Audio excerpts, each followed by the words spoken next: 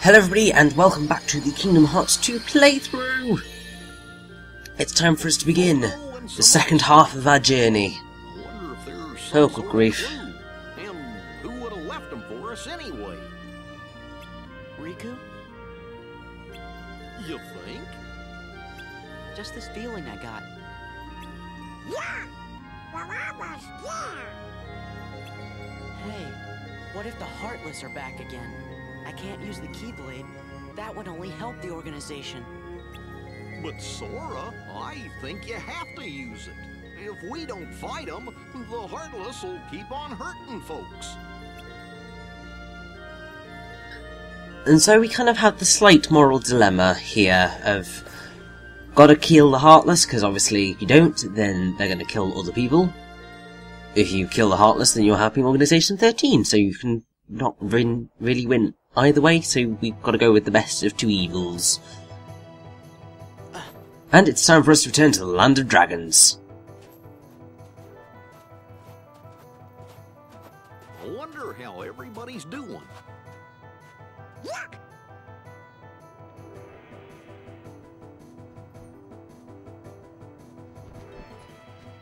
Wait! Sora!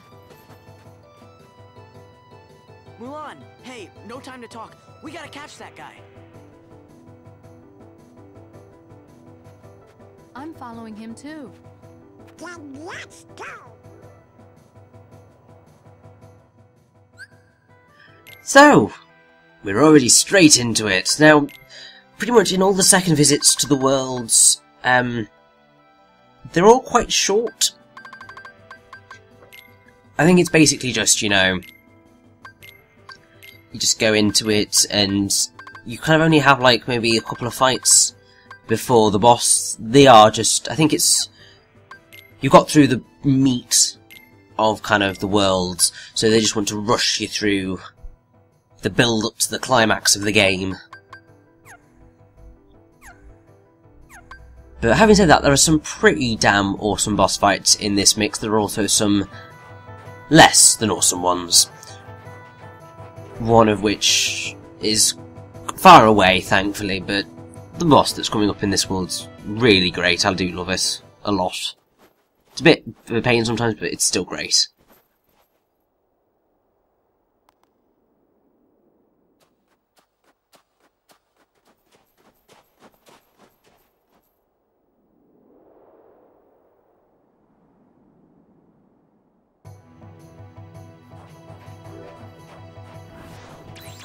So, we have the first instance of nobodies outside of just normal thing. We just get them everywhere now.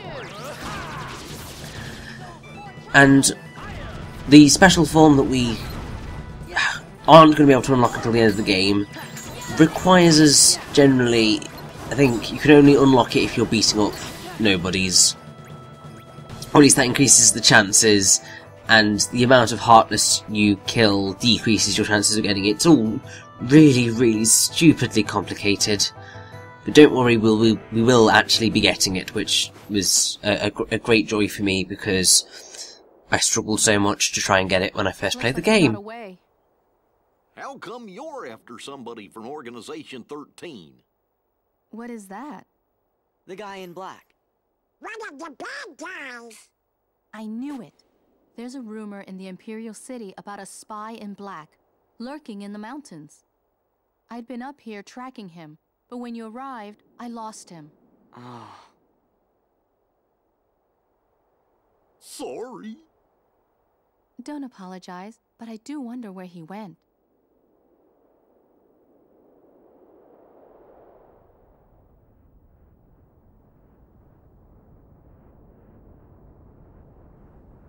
Who wants a repeat of what happened the last time we were on this mountain? Again? My thoughts exactly, Donald. Okay, first things first. I like how Sora just decides to stop and wait, and there's just like, oh, you're here. Okay, Hey, let's you! fight. Quit sneaking around.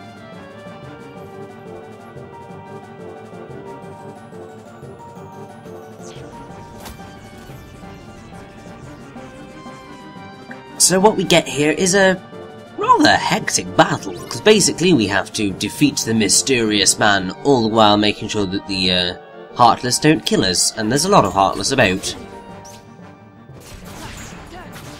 Now the reason that I turned off most of my aerial things is because basically you want to try and stay as close to the ground as possible in order to hurt the mysterious man. Also, that weapon should look remarkably familiar. It's not quite the same, but it should still remind you of a certain somebody.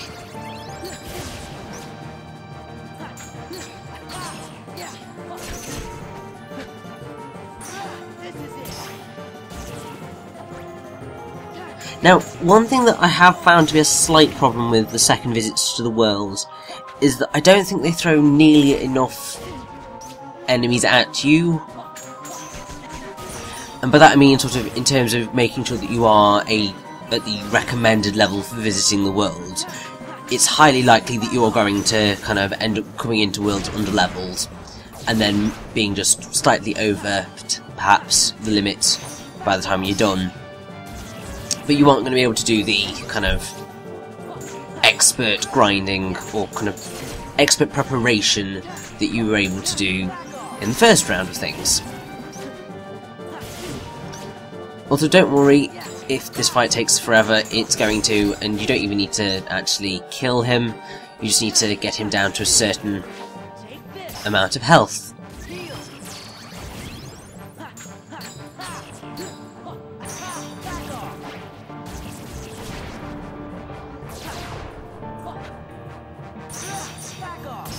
Also, I just don't know why he decides to attack us, especially when you know who it is. It's just like, why? Is it to test us to make sure we're kind of still doing alright, or what? But there we go, battle done. And then lots of cutscenes, and then we've got to rush on back to the Imperial Palace, because it's going to be incredibly important.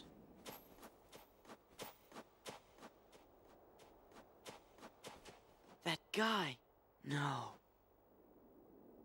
Why would he?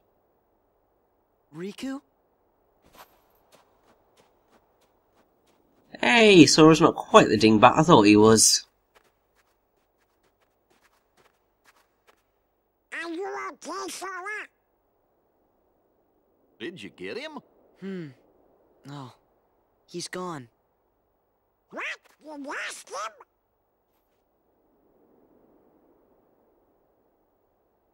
Anyway, what now? I think that we better get rid of all the Heartless first. Whoa!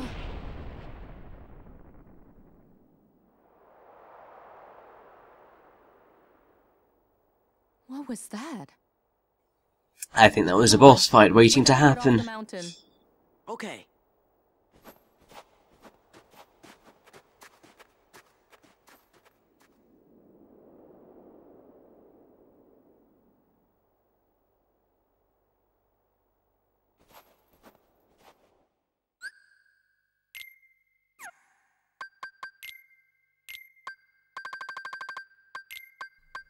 So, yes, we had a fight against Riku, and yes, it is Riku.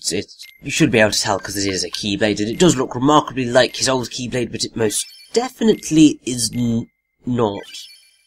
I don't think. At least I'm pretty sure it isn't his old Keyblade. Anyway, it's just wonderful when you've built up a lot of AP boosts and then just splurge them all in one go. It's a lot of fun.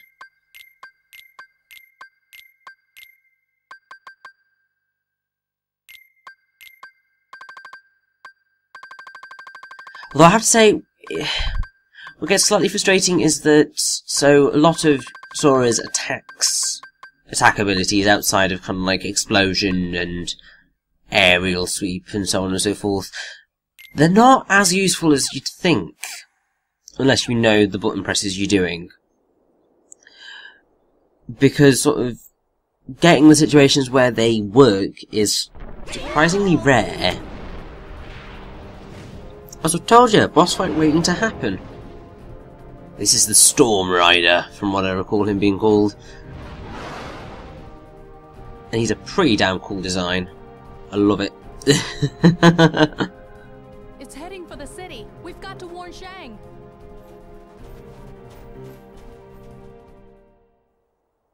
And that's exactly what we're going to do. We're going to head on down to the city. Let's do this.